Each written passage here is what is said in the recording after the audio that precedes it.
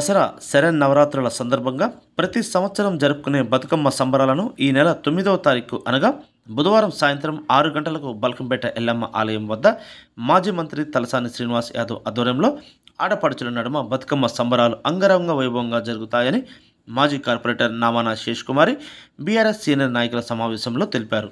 న్యాయ నిర్ణేతలు విజేతలను ఎంపిక చేసిన మొదటి 3 బహుమతులను పట్టు చీరలు, బతుకమ్మలను తెచ్చిన ప్రతి ఒక్కరికి కన్సోలేషన్ బహుమతులు, ప్రసాదములు ఇవ్వడం జరుగుతుందని తెలిపారు. కావున భక్తులు అధిక సంఖ్యలో పాల్గొని ఈ బతుకమ్మ ఉత్సవాలలో పాల్గొనాలని ప్రతి ఒక్కరిని కోరారు. అందరికీ నమస్కారం. దసరా శరన్నవరాత్రి సందర్భంగా మనం చూస్తూ ఉన్నాము. వాడవాడల బతుకమ్మలతో, అందమైన పూలతో బతుకమ్మలను అలంకరించి ప్రతి గల్లీకి కూడా బతుకమ్మలు ఆడడం చూస్తూ ఉన్నాము.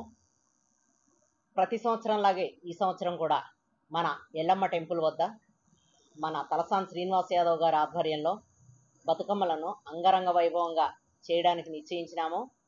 బుధవారం అనగా 9వ తారీఖు సాయంత్రం 6 గంటల నుంచి స్టార్ట్ అయ్యే ఈ సంబరాలకు ప్రతి ఒక్కరూ కూడా హాజరై ఆ సంబరాలని జయప్రదం చేయాల్సిందిగా కోరుకుంటున్నాను.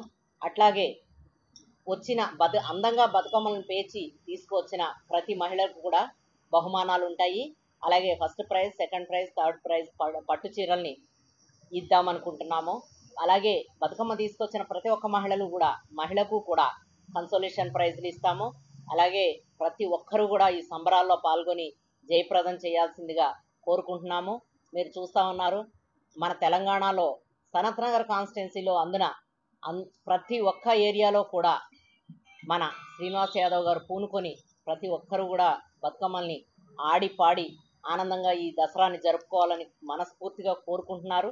అలాగే మేము కూడా దసరా శుభాకాంక్షలు అందరికీ తెలియజేస్తూ ప్రతి ఒక్క మహిళకు కూడా ఇదే నా ఆహ్వానం. ప్రతి ఒక్కరూ విచ్చేసి ఈ సంబరాల్లో పాల్గొనాలని మరొక్కసారి విన్నవించుకుంటున్నాను. నమస్తే.